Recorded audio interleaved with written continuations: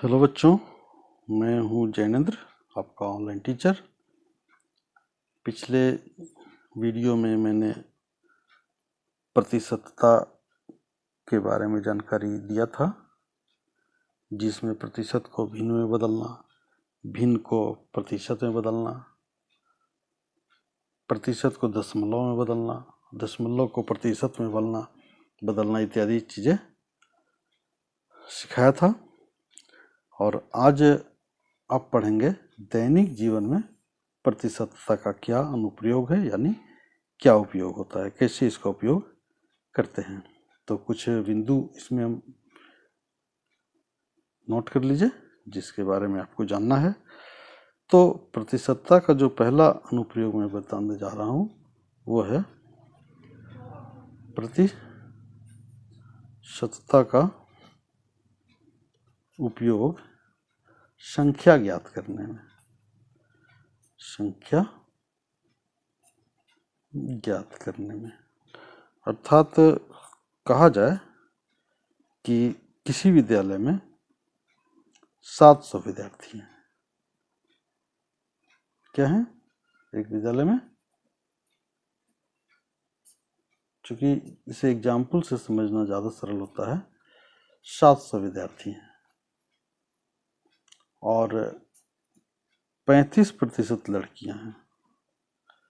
कितनी हैं? 35% लड़कियां हैं। तो ये संख्या ज्ञात करना है कि 35% जब लड़कियां हैं तो टोटल 700 विद्यार्थी में कितनी लड़कियां हैं। लड़कों की संख्या भी ज्ञात कर सकते हैं। तो सिंपल सा तरीका इसका है कि सीधा लिख सकते हैं लड़कियों की संख्या इज इक्वल टू क्या हो जाएगा। अब ये 700 विद्यार्थी का सीधे लिखेंगे, यानी 700 विद्यार्थी का 35%, यानी लड़कियां हो जाएंगी।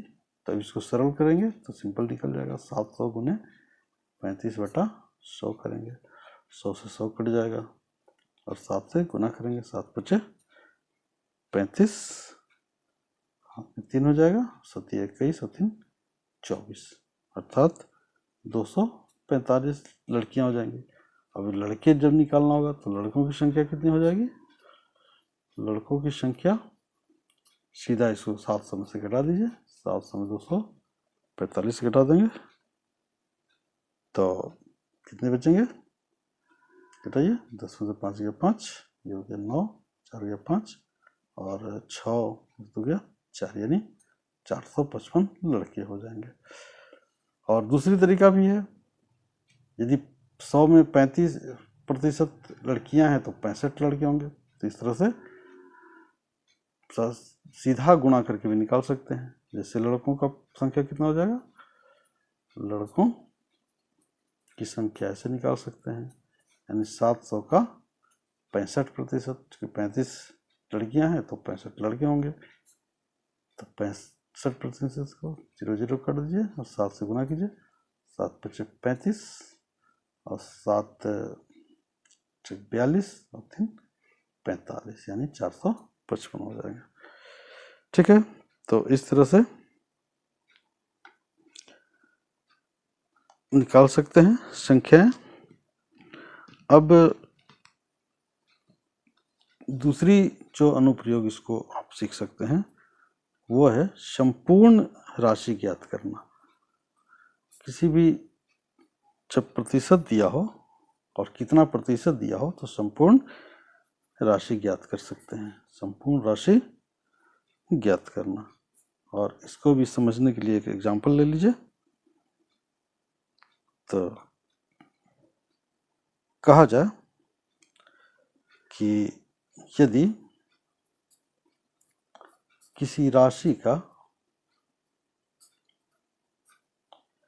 40% इक्वल टू 200 हो, यानी 200, राशि का 40% क्या है, 200 है। तो राशि क्या है, यानी वो संख्या क्या है जिसका 40% 200 है। तो यहाँ एक चीज़ मैं बता देता हूँ कि आप चर राशि के बारे में पढ़े होंगे और बीजीय व्यंजक के बारे में पढ़े हैं, तो इसमें चर राशि का प्रयोग करना ज़्यादा सरल होता है, सरल ढंग से आप इसको निकाल सकते हैं। जैसे कहा जाए कि मान लीजिए, यहाँ पर मान ले सकते हैं कि मान लिया राशि x है, जो कि x क्या है, चर राशि है। तो कहता है किसी राशि का 40% जो है, निकाल सकते हैं कि राशि का अर्थात x का, अर्थात प्रश्न के अनुसार क्या हो जाएगा, x का 40% इक्वल टू क्या है, 200 है। दैट इज x गुने 40/100 करेंगे और इक्वल टू हो जाएगा 200, और that is x equal to क्या हो जाएगा, 200 गुने 100/40। इस तरह से चूंकि भाग है, इधर जाएगा गुणा हो जाएगा, ये गुणा है, इधर भाग हो जाएगा, काट सकते हैं। 0 0 काट दीजिए, 4 से 4 × 20, और यहाँ हो जाएगा 5 गुने 100, दैट इज 500। यानी संपूर्ण राशि कितनी है, संपूर्ण राशि इक्वल टू है 500। तो इस तरह से आप राशि निकाल सकते हैं। अब कुछ और एग्जाम्पल से आप इसको समझ सकते हैं। जैसे अनुपात को प्रतिशतता में बदलना, ये जान लीजिए क्या है, अनुपात को प्रतिशत में निकालना। इसका भी प्रयोग आप कर सकते हैं। जैसे है, उदाहरण ले लीजिए इसको कि जल में हाइड्रोजन और ऑक्सीजन का अनुपात कितना है, आप सभी जानते होंगे, 2:1 है। तो हाइड्रोजन एवं ऑक्सीजन का प्रतिशत बताइए, ऑक्सीजन कितना प्रतिशत है, ऐसे कर सकते हैं। तो यहाँ निकालने के लिए क्या करना होगा कि पहले अनुपात निकालना होगा, यानी हाइड्रोजन को हम लोग H करें और ऑक्सीजन को O से दिखाएं, तो इक्वल टू कितना है, 2:1 है। तो यहाँ प्रतिशतता निकालने के लिए पहले भिन्न में बदलना होगा, यानी आप कह सकते हैं कि हाइड्रोजन और ऑक्सीजन की कुल मात्रा कितनी हो जाएगी, हाइड्रोजन और ऑक्सीजन की कुल मात्रा। तो अनुपात 2:1 है, यानी 2 + 1 इक्वल टू हो जाएगा 3 हो जाएगा, यानी कुल मात्रा 3 हो जाएगा अनुपात में। अब इसको हम लोग भिन्न में बदल सकते हैं। तो इसको कर सकते हैं कि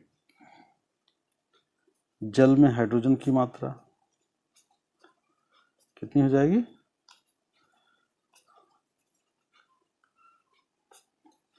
अब 2:1 है, तो कुल में 2 हो जाएगा और कुल मात्रा कितनी हो जाएगी, 3 हो जाएगी।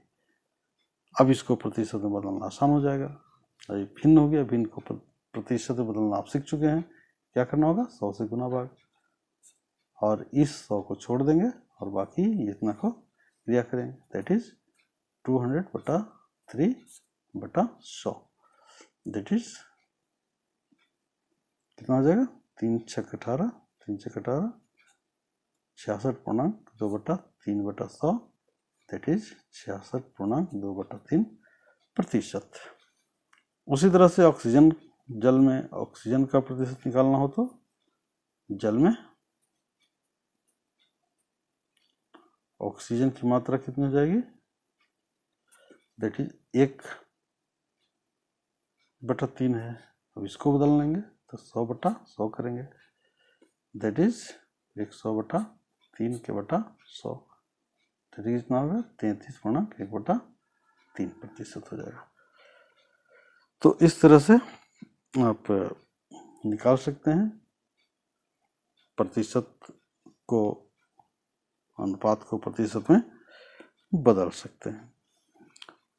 और भी एक जो अनुप्रयोग है जो अक्सर दैनिक जीवन में प्रयोग होता है, इसको राशियों का बढ़ना या घटना, इसको प्रतिशतता के रूप में निकाल सकते हैं। राशियों का घटना या बढ़ना प्रतिशत के रूप में। जैसे यहाँ भी एग्जाम्पल ले लीजिए। क्वेश्चन मान लिया हो कि मोहन के पास 25,000 रुपये थे, ऐसे कह सकते हैं, जो कि बढ़कर 28,750 रुपये हो गए।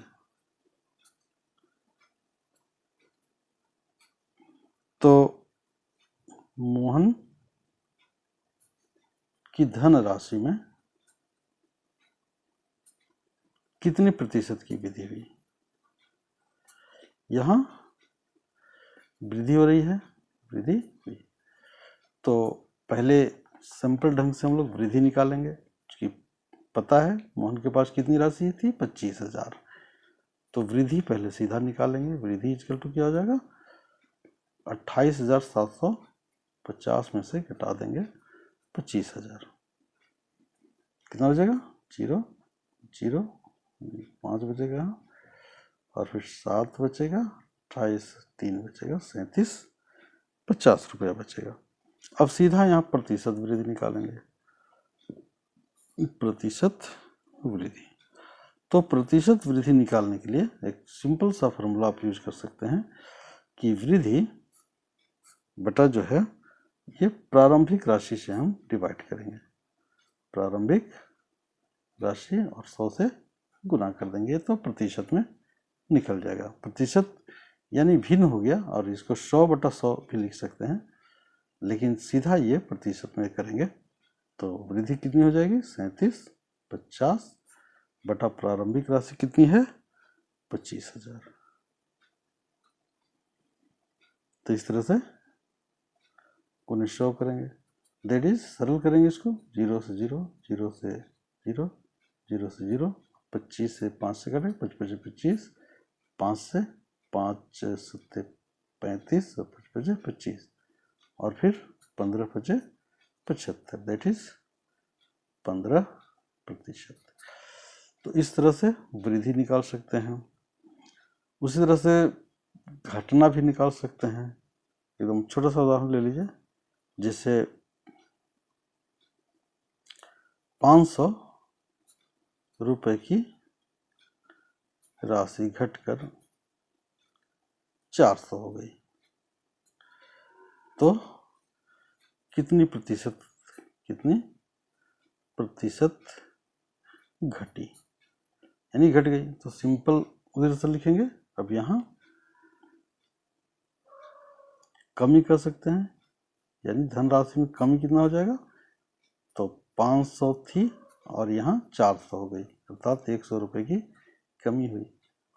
तो यहाँ जब निकालना होगा प्रतिशत कमी, तो वही फॉर्मूला निकालेंगे। पहले कमी करेंगे तो 100, प्रारंभिक राशि यहाँ 500 रुपये हो जाएगी, तो 500 × 100 करेंगे, तो 0 से 0 काट देंगे, 5 से 5 × 10, यानी 20% की कमी हो गई। तो इस तरह से दैनिक जीवन में आप इसका प्रयोग कर सकते हैं। आज के लिए इतना ही, तब तक के लिए धन्यवाद।